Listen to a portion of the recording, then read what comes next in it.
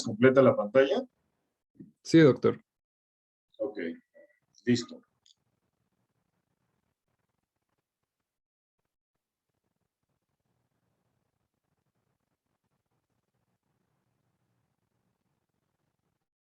Bueno, yo estoy en el Federico Gómez, un hospital de alta especialidad. Es un hospital que certificamos como Treat to Target para manejo y reconocimiento de artritis idiopática juvenil. Está también catalogado como un hospital que se llama PRINTO, Pediatric Research International Stress Organization, para artritis idiopática.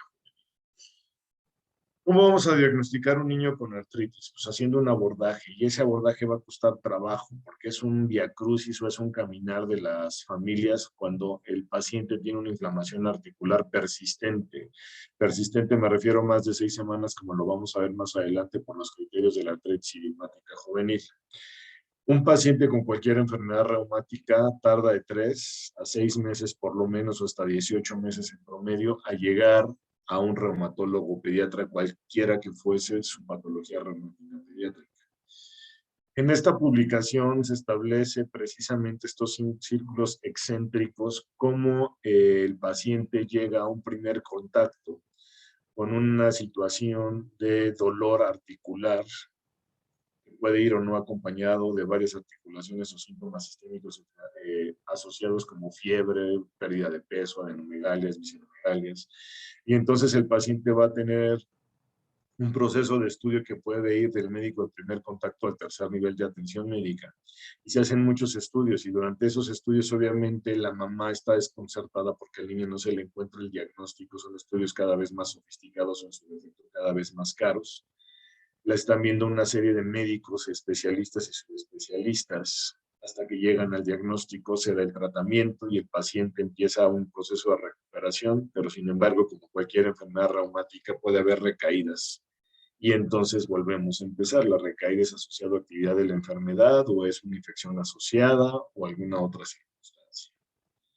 La artritis como tal es inflamación de las articulaciones, eso ustedes ya lo saben. Entonces, ¿cómo vamos a integrar la inflamación de el abordaje de la inflamación de las articulaciones con una adecuada historia clínica y exploración física? Es decir, tenemos que darle apellido a la artritis. En relación a cuándo duele, qué articulaciones duele, si es persistente la articulación en relación a todos los días, o tiene un predominio de horario, o está relacionado a una actividad, o está relacionado a procesos infecciosos en forma concomitante o posterior a infecciones predominantemente respiratorias, si está asociado a un sobreuso por efecto de actividad deportiva o recreativa del niño, si hay antecedentes familiares, ejemplo, artritis en la misma familia o espondilitis anquilosante, que sí tiene un fondo genético predominantemente en varones, o si hay uveitis o Crohn en la familia y el niño tiene artritis, pues obviamente son cosas que tenemos que identificar en nuestro interrogatorio para tener identificado factores de riesgos. Y entonces al explorarlo tenemos que determinar y diferenciar entre inflamación, o sea, artritis, o artralgia, que es solo dolor.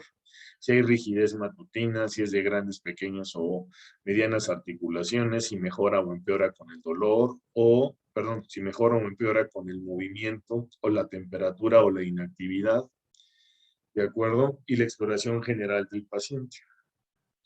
Tenemos que diferenciar de muchas formas, muchas formas, no estar ante un proceso infeccioso local, un proceso traumático local, obviamente, o tener un proceso sistémico, como puede ser una infección generalizada, o incluso un proceso neoplásico. Eso hay que tenerlo en cuenta. ¿Por qué? Porque uno de los puntos que se tienen que llevar en la cabeza es que la artritis sistémica, que es hepatosplenomegalia, fiebre y adenopatías, se puede confundir fácilmente con una leucemia, que tiene el mismo cuadro, un linfoma. Y el pico de edad de estas dos patologías, tanto oncológica como reumática, precisamente es entre los 2 y 4 años de edad.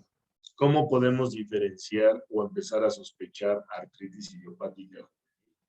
Pues teniendo un punto de corte que se estableció arbitrariamente, que crónico se establece a partir de 6 semanas, y que uno de los criterios para el diagnóstico de artritis idiopática juvenil son precisamente que el paciente tenga más de 6 semanas, con la inflamación de las articulaciones. Previo a eso tenemos que descartar, como hemos comentado, una artritis séptica, una artritis postraumática, una artritis reactiva, concomitante a la infección o postinfecciosa, patologías mismas reumatológicas que cumplieran los criterios para artritis relacionada a una fiebre reumática, ¿de acuerdo? O una tumoración, sea de tejidos blandos o ósea, localizada precisamente en esa articulación. Entonces tenemos que hacer, insisto, un abordaje adecuado de historia clínica y exploración, interrogatorio, y después dar una cronología de los eventos que pueden estar asociados al proceso de inflamación articular. ¿De acuerdo? Si tienen inflamación articular, va a haber posiciones antálgicas que van a degenerar en contracturas por desuso o por deformidad o atrofia muscular. Esto es un cuadro que siempre ponemos, en lo cual puede diferenciarse de un dolor mecánico o inflamatorio. Dolor mecánico se refiere a un proceso de precisamente sobreuso o un efecto traumático, ejemplo, una fractura, que no van a mover el brazo o la muñeca o el tobillo porque tienen dolor porque está lastimada, que va a aumentar el dolor si lo mueven, que no hay síntomas sistémicos asociados como fiebre, hepatomegalia, esplenomegalia, exantema, y el predominio normalmente es vespertino. Y por el contrario, el dolor de la artritis idiopática juvenil es un dolor que empeora, ¿de acuerdo? Con el reposo, mejora con la actividad física, que está relacionado a una rigidez predominantemente matutina y que puede llegar a estar acompañada de síntomas sistémicos. No se hereda la artritis, es un efecto multifactorial en la cual, como cualquier enfermedad reumática, está asociada a un individuo, un paciente pediátrico menor de 16 años que genéticamente tiene una predisposición o bajo un estímulo que puede ser desde un trauma, puede ser un postvacunal, una infección, eh, desarrolla el proceso de pérdida de tolerancia o algunos otros mecanismos de autoinmunidad y genera la artritis idiopática. ¿Okay? De tal forma, dando un contexto general a los criterios que vamos a describir, la artritis idiopática juvenil se caracteriza obviamente por los datos propios de inflamación. Arbitrariamente se escogió 16 años para definirla como idiopática juvenil, ¿ok? Y debe de estar por lo menos 6 semanas. No se conoce la causa, no se hereda, no se contagia y no hay un estudio de laboratorio por sí que sea el estándar que te dé el diagnóstico. Punto importante, el diagnóstico de artritis idiopática juvenil se da por exclusión. Excluir todo lo que dijimos anteriormente, traumático, neoplásico, infeccioso, sobreuso, etc. Cronológicamente se fueron estableciendo los criterios para el diagnóstico que vamos a mencionar adelante. Desde la enfermedad de Still y después la escuela europea y la escuela americana como artritis crónica o idiopática juvenil, ¿de acuerdo? Y después se hizo un consenso que se denominó ILAR, de la Liga Internacional contra el Reumatismo, en el 95, y en el 97 se publicaron los criterios. Estos son los criterios como están actualmente, que son los vigentes, que son los que se utilizan para clasificar, para procesos de investigación, protocolos, publicaciones, etc. Punto importante y concéntrense porque viene la escuela europea y americana, como ya lo tienen, en la parte izquierda y en la parte derecha. Sistémica es aquella artritis que tiene 2 semanas de fiebre, acompañada de síntomas sistémicos como ese hepato, espleno, megalia, adenopatías, exantema. ¿De acuerdo? Esos son los criterios propios de la sistémica. Poliarticulares menos de 4, perdón, poliarticulares más de 4 articulaciones inflamadas, oligoarticulares menos de 4 articulaciones inflamadas. El factor reumatoideo positivo o negativo en la poliarticular no da el diagnóstico de la artritis como grupo de enfermedad, sino da el factor pronóstico del comportamiento clínico. De acuerdo, el factor reumatoide positivo va a ser más difícil de controlar y más propenso a tener recaídas.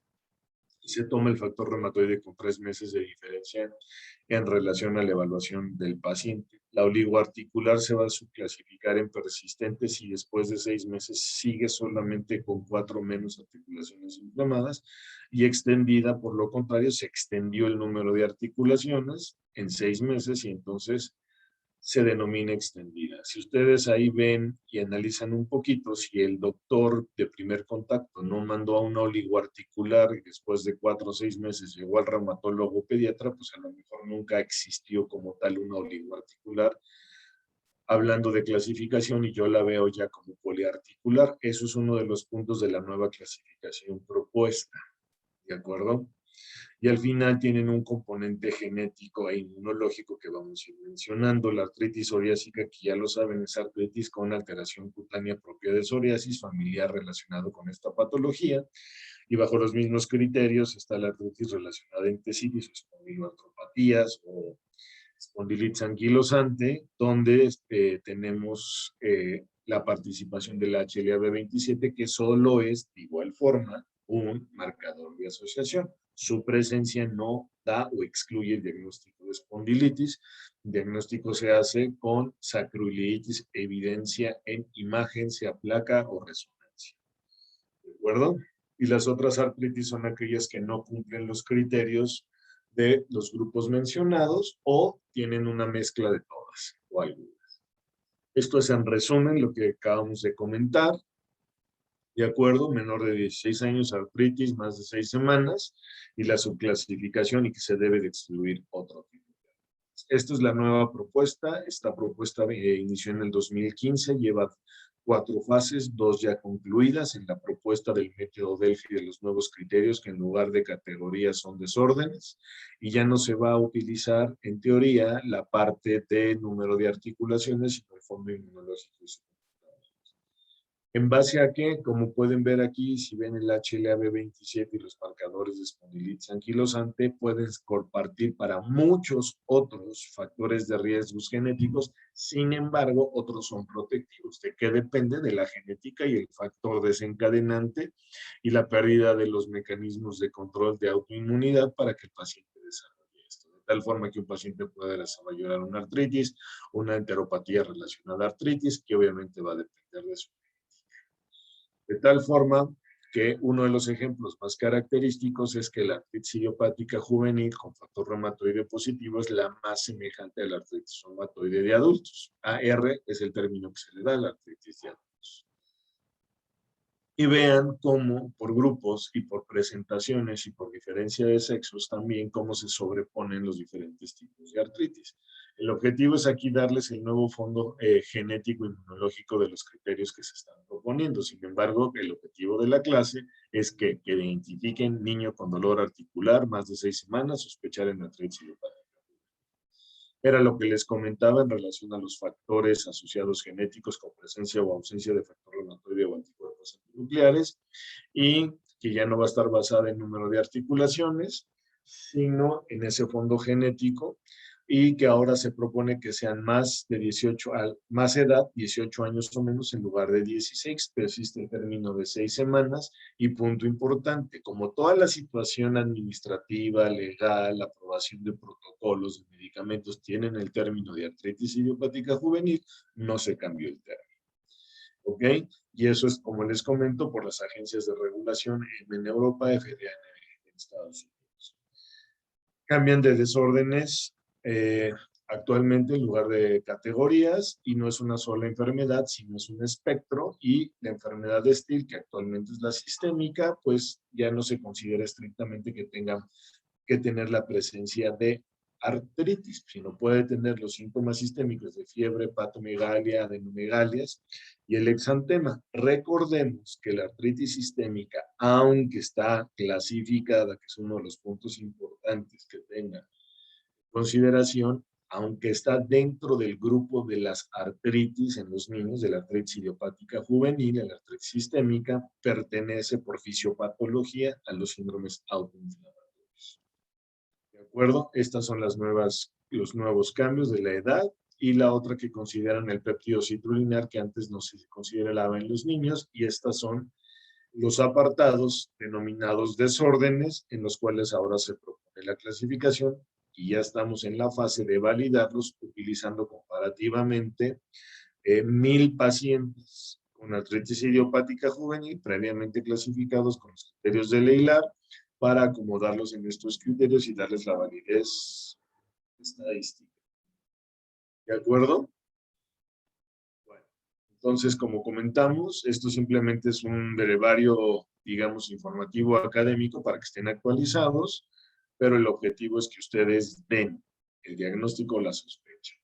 Hay cambios radiográficos en la artritis idiopática juvenil tempranos, que son aumento de los tejidos blandos, podemos ver en placa, ¿ok? Que hay ensanchamiento, reacciones periósticas y demás, y las tardías, pues podemos ver desde alteraciones crónicas de subluxaciones, anquilosis, erosiones, pérdida del espacio interarticular.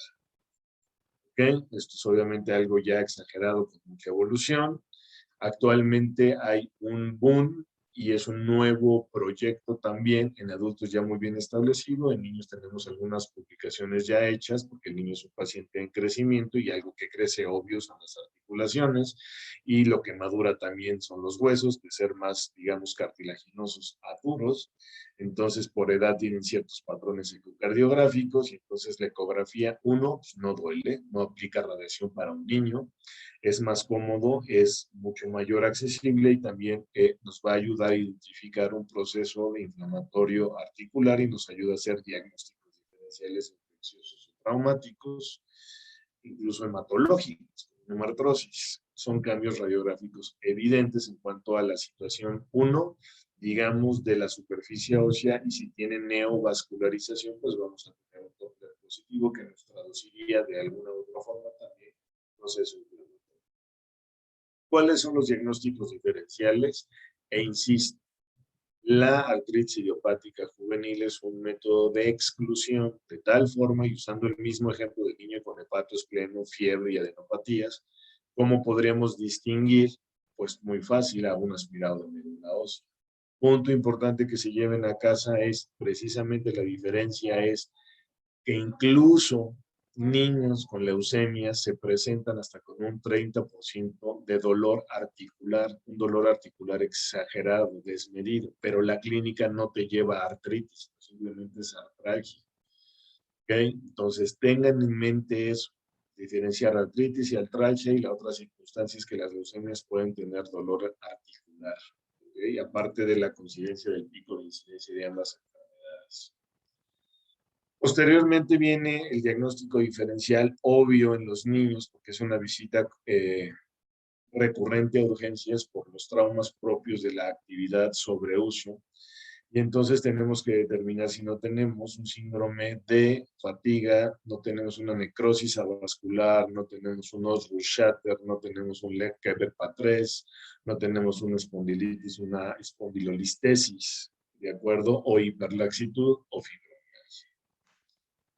Tenemos que aprovechar la ventana de oportunidad. ¿Qué significa esto? Que si yo diagnostico a mi paciente y llega a manos adecuadas, insisto, el reumatólogo pediatra, ¿qué es lo que va a pasar? Yo como reumatólogo lo tengo que remitir, es decir, controlar la enfermedad, llevarlo a la remisión. Eso implica darte el tratamiento adecuado, de acuerdo a las guías de artritis en niños, para controlar el proceso inflamatorio y evitar el daño agudo y el daño crónico, el daño acumulado, así se llama.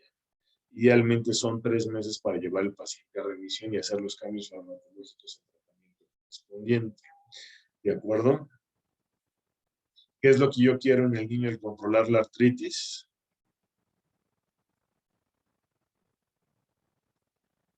¿Qué es lo que quiero yo controlar? Pues obviamente que el niño sea totalmente independiente, sin deformidad. Primer capítulo de pediatría, crecimiento y desarrollo, que tenga una vida plena, una infancia contenta y no una infancia limitada por una enfermedad o por dolor. ¿De acuerdo? El tratamiento se basa en quitar el dolor o la inflamación. Estos son los antiinflamatorios aprobados por la FDA para el manejo en pacientes pediátricos y en pacientes con artritis idiopática juvenil. Si pueden ver las dosis, que es meramente ilustrativo, eso no van a ver un examen ni nada. Son mucho más altas que las dosis convencionales en relación a efecto antipirético o antiinflamatorio por otra cosa. Queremos que se quite la inflamación articular, por eso son dosis más altas. Los esteroides se pueden utilizar en forma oral, intravenosa o intraarticular. Tienen sus indicaciones muy precisas y no depender del esteroide para el control de la enfermedad. Actualmente los fármacos modificadores de enfermedad se consideran como modificadores de enfermedad no biológicos. El metrotexate es el tratamiento de elección, el gold estándar para artritis. ¿De acuerdo? Eso es muy importante. Siempre se da metrotexate en paciente con artritis. ¿Okay? Se puede asociar a otro fármaco, predominantemente sulfasalacina.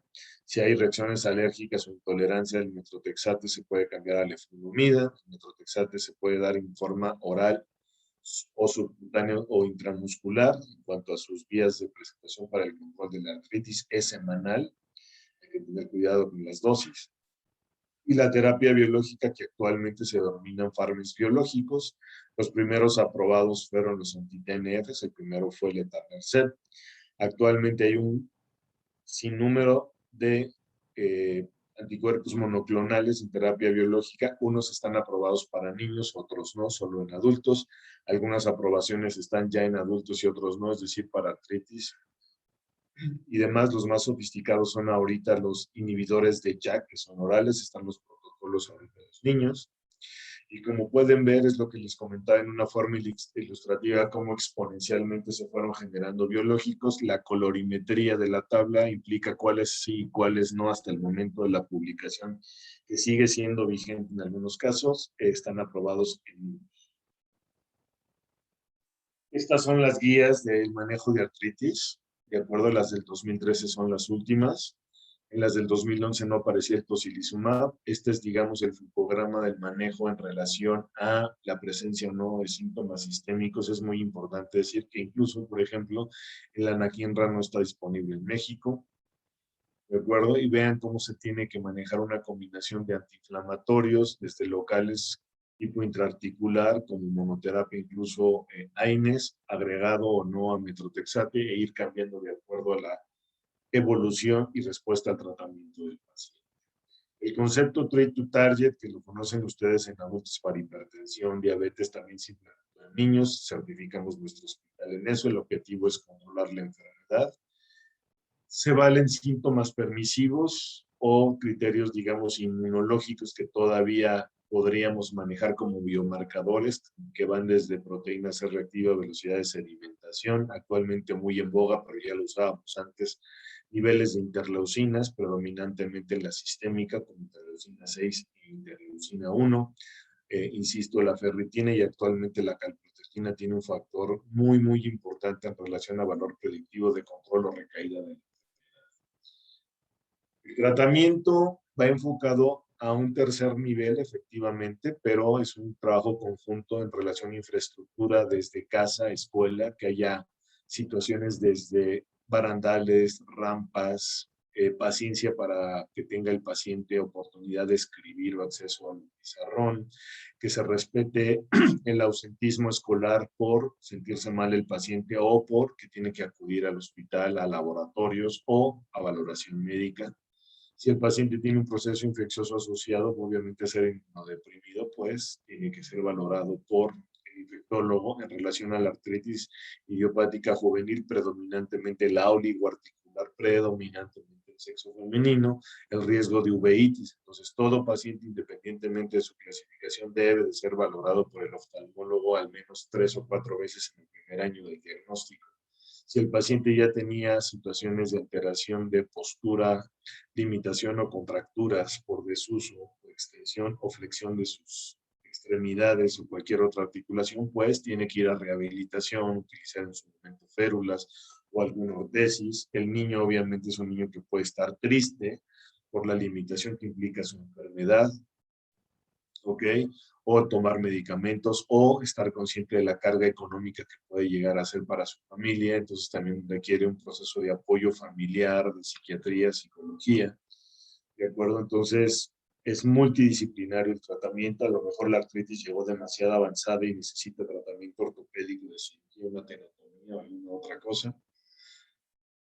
Actualmente, como hoy lo estamos viviendo, estamos en Zoom, pero hay programas en otros países donde había un robot o una pantalla que el niño aparecía en la consulta, en la clase, y el niño participaba en forma dinámica, pero estaba en casa.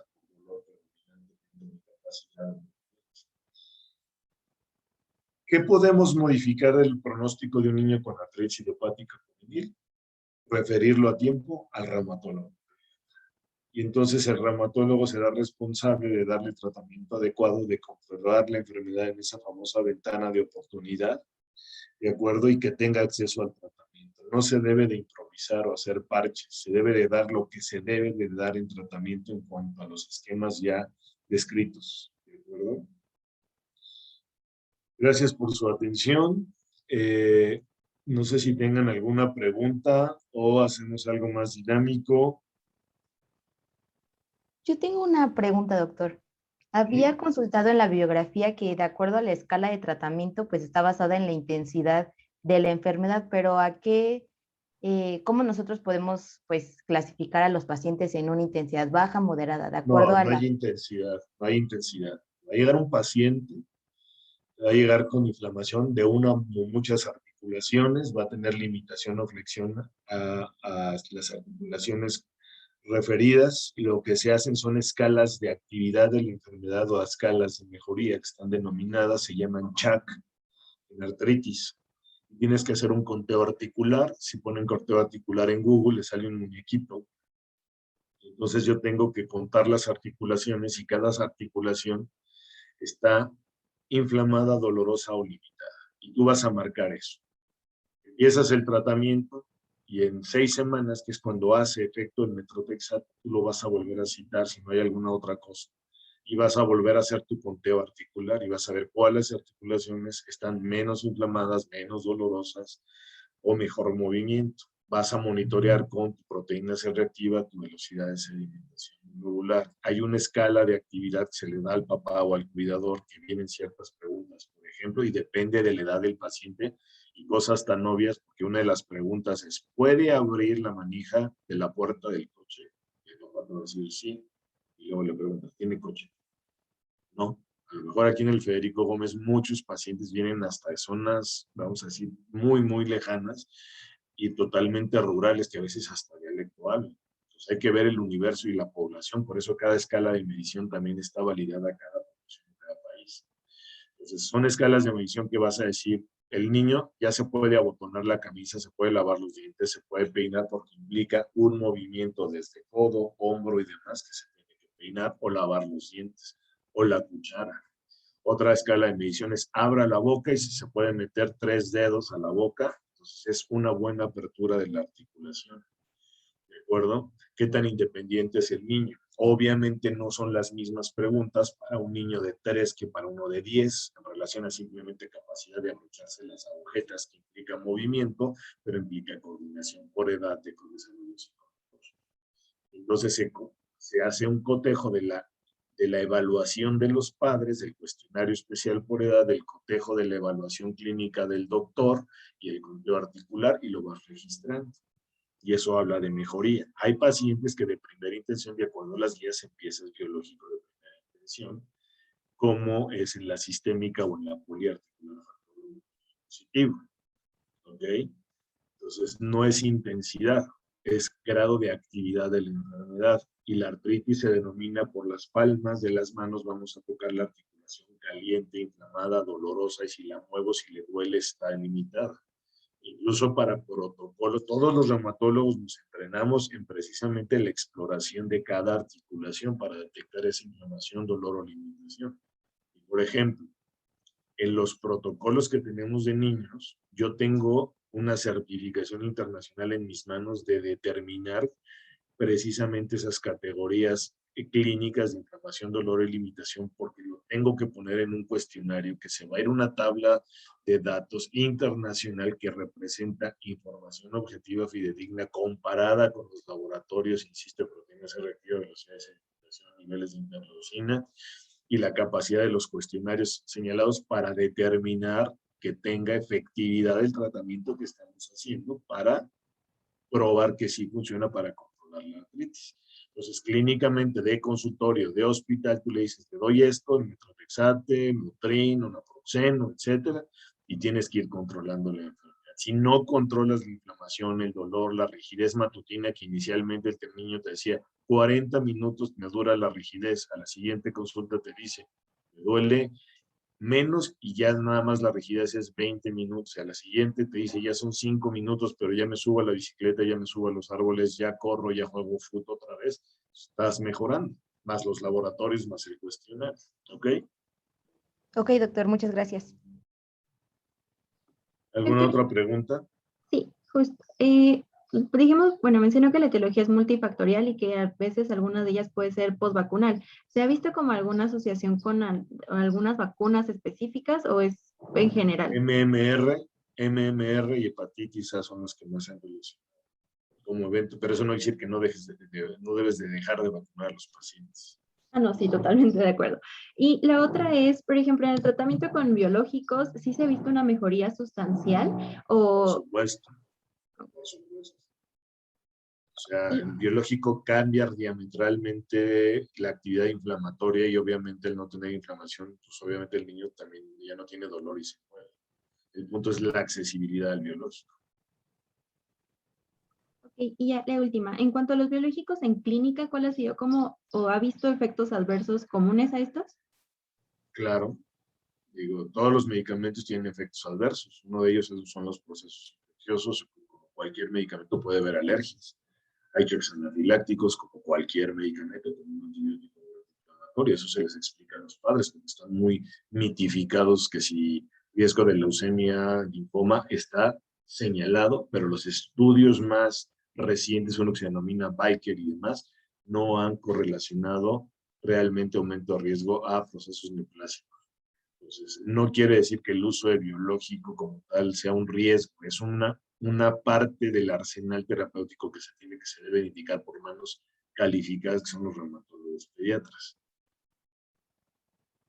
Ok, gracias. De nada. ¿Alguien más? ¿Alguna duda? No, doctor, muchas gracias. Nada. Bueno, una pregunta. Les mando al mismo chat. Creo que pidieron 5 preguntas, ¿son? Sí, doctor. Sí, doctor. Y eso ustedes lo contestan y lo mandan con la doctora Barbosa o alguna otra cosa. Se las mandamos a usted, doctor. A cada uno de ustedes me los manda a mí. Sí. Ok, bueno, listo. Entonces les Gracias, mandamos en un doctor. ratito las preguntas, cualquier duda, pues ahí tienen mi número, nos pueden referir si tienen duda a algún paciente o algo. El proceso de referencia al hospital ahorita otra vez tiene sus bemoles por la contingencia en relación a pacientes no derechohabientes para artritis idiopática juvenil o alguna duda bibliográfica o clínica. ¿De acuerdo? Muchas gracias, Muchas gracias, doctor. doctor. Gracias. Gracias, Bien, doctor. hasta Buen día. luego. Hasta luego. Igualmente, bye bye.